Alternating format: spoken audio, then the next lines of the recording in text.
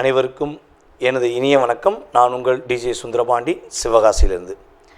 நேர்களே, தற்போது நம்ம பார்க்க போகிற விஷயம் என்ன அப்படிங்கும்போது 2025ஆம் ஆண்டு ஜூலை மாத பலன்களை பற்றி பார்க்க போகிறோம்.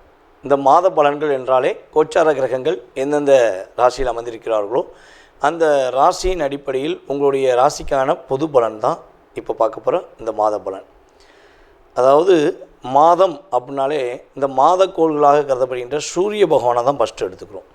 சூரிய பகவான் உங்களுடைய ராசிக்கு எந்த இடத்தில் அமர்ந்திருக்கிறார்களோ அதன் அடிப்படையில் உங்களுடைய எதிர்கால சம்பந்தப்பட்ட அந்த மாதத்தில் நடக்கின்ற விஷயங்களை நம்ம கணக்கிடுறோம் அப்படிங்கிறது நிதர்சனமான உண்மை.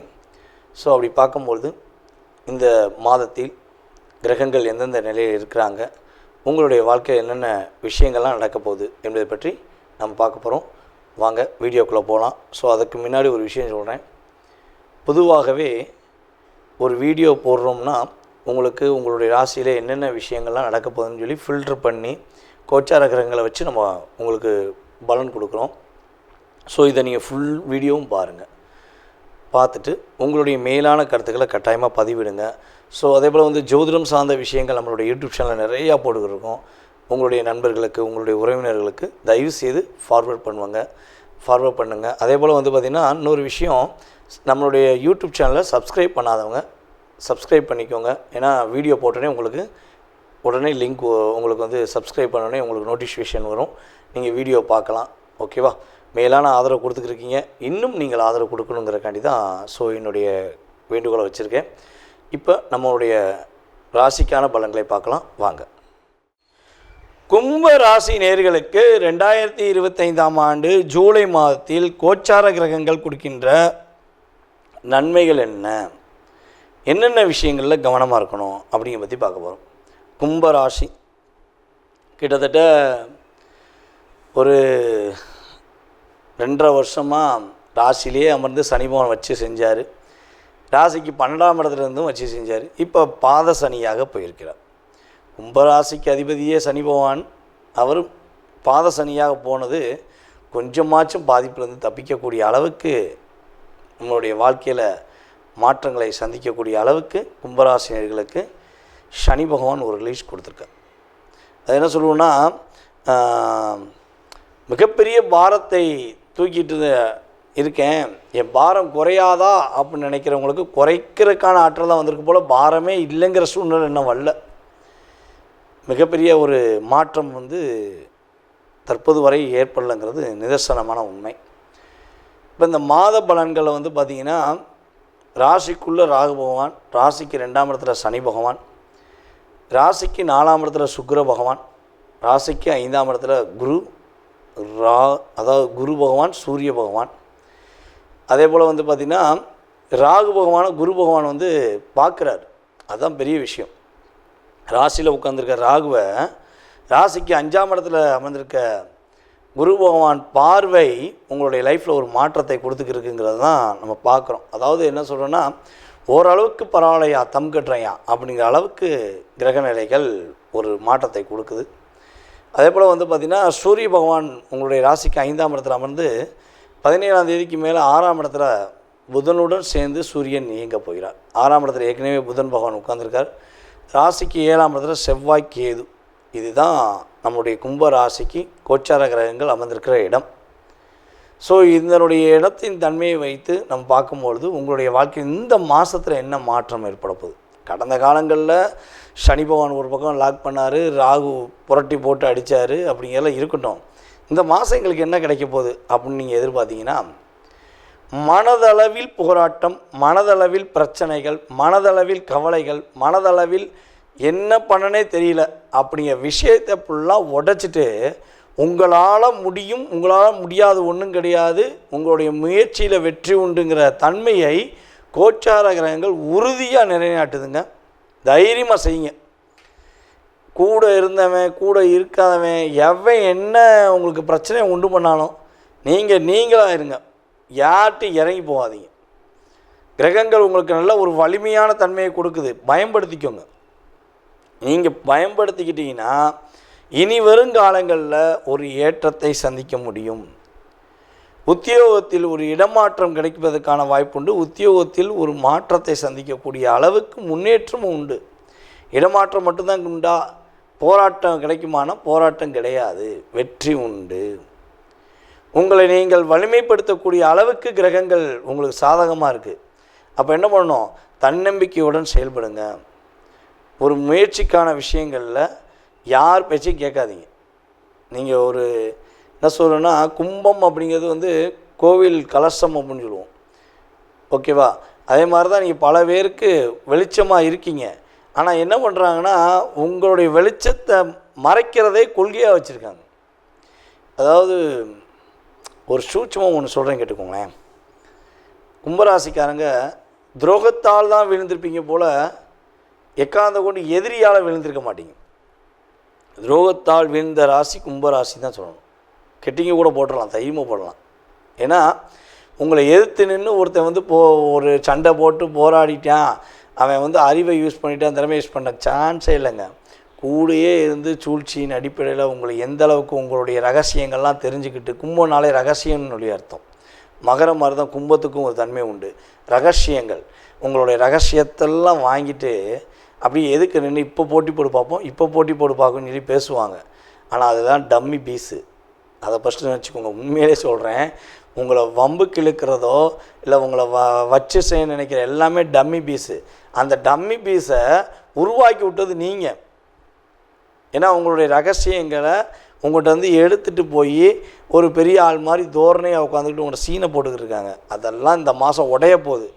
காலி.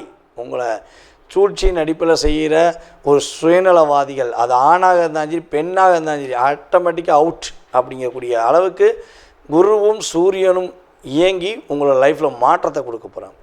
17ஆம் தேதிக்குள்ளே நிறைய விஷயங்களில் மாற்றம் வரும், நிறைய விஷயங்களில் முன்னேற்றம் வரும்.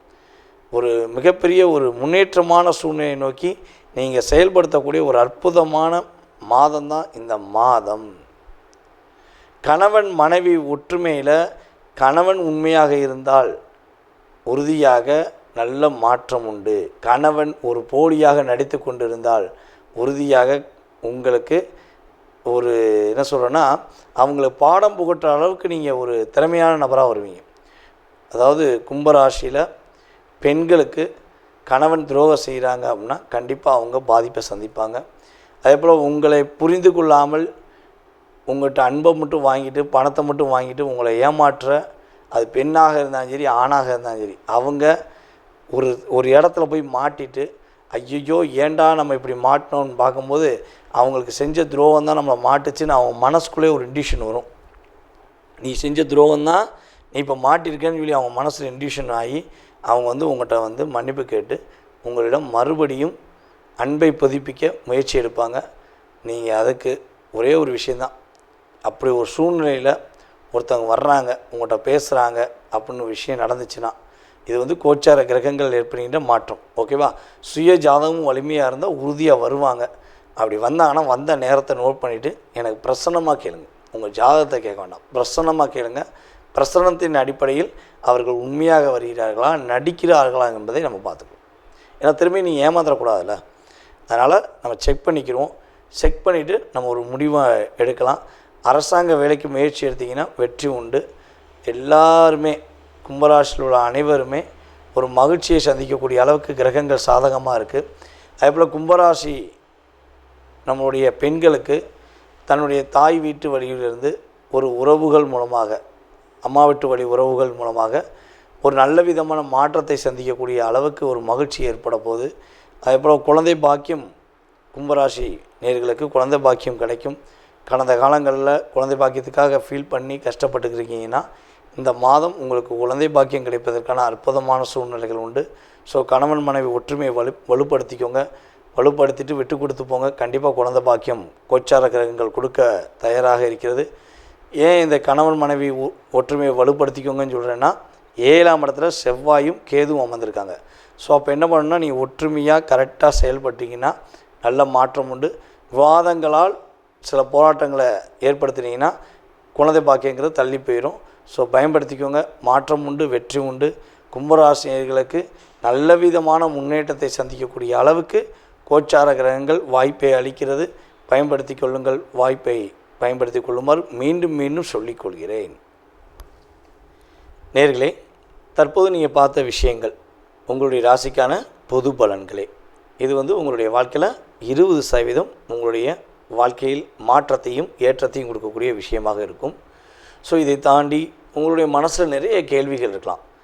வீடு கட்டுறதுலேருந்து, கல்யாணம் முடிக்கிறதுலேருந்து, கடன் பிரச்சனையிலேருந்து, உடல் ஆரோக்கியத்திலேருந்து, ஸோ எக்ஸட்ரா இந்த மனிதனுடைய கேள்விகளுக்கு அளவே கிடையாது. அப்படிங்கிற மாதிரி உங்களுடைய மனசில் நிறைய கேள்விகள் இருக்கலாம். ஸோ இந்த கேள்விக்கான பதிலை இந்த வீடியோவில் நம்ம முழுமையாக பார்க்க முடியுமானா 100% கிடையாது.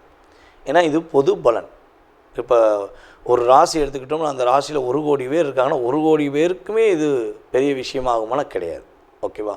ஸோ அப்போ உங்களுடைய சுய ஜாதகம், உங்களுடைய லக்னம், உங்களுடைய கிரக அமைப்பு ரீதியாக உங்களுடைய நட்சத்திரம், உங்களுடைய ராசியின் அடிப்படையில், அதே போல் உங்களுடைய தசா புத்தி அடிப்படையில் இப்போ உங்களுக்கு என்ன தசா நடக்குது, என்ன புத்தி நடக்குது, ஸோ கடந்த காலங்கள் உங்களுக்கு என்னென்ன நடந்திருக்கும், எதிர்காலத்தில் என்ன நடக்க போகுது அப்படிங்கிறத மிக துல்லியமாக தெரிஞ்சுக்கணும்னு நீங்கள் விருப்பப்பட்டால் கீழே உள்ள நம்பருக்கு நீங்கள் என்ன பண்ணுங்கன்னா மேக்ஸிமம் வாட்ஸ்அப்பில் எஸ்எம்எஸ் போட்டு விடுங்க.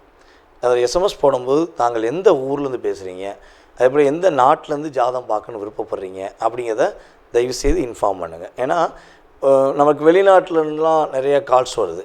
எல்லா ஊர்லேருந்துமே, எல்லா கண்ட்ரிலேருந்து வருது. கனடாலேருந்து, சிங்கப்பூர்லேருந்து, மலேசியாவிலேருந்து, ஸோ ஆஸ்திரேலியாவில் கூட நமக்கு நிறைய பேர் நம்மகிட்ட ஜாதகம் பார்த்துக்கிட்டு இருக்காங்க.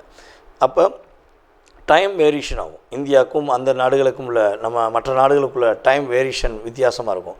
ஸோ அப்போ நீங்கள் எந்த நாட்டிலேருந்து பேசுகிறீங்க அப்படிங்கிறீங்களோ அதுக்கு தக்கன உங்களுக்கு அப்பாயின்மெண்ட் டைம் கொடுக்கப்படும். ஸோ அதனால் தயவுசெய்து மேக்ஸிமம் கால் பண்ணி எடுக்கலைன்னா நீங்கள் வாட்ஸ்அப்லேயே எஸ்எம்எஸ் பண்ணுங்கள். உங்களுக்கான கால நேரத்தை அப்பாயின்மெண்ட் டைம் குறித்து உங்களுக்கு ஜாதகம் சம்மந்தப்பட்ட அத்தனை விதமான கேள்விகளுக்கும் பதிலளிக்க நான் காத்திருக்கிறேன். மேலும் உங்களுடைய மேலான ஆதரவை கொடுத்த எங்களுடைய ரசிக பெருமக்களுக்கும் அன்பு நேயர்கள் உங்களுக்கும் என்னுடைய பணிவான நன்றியை கூறி விடைபெறுகிறேன். நன்றி, வணக்கம்.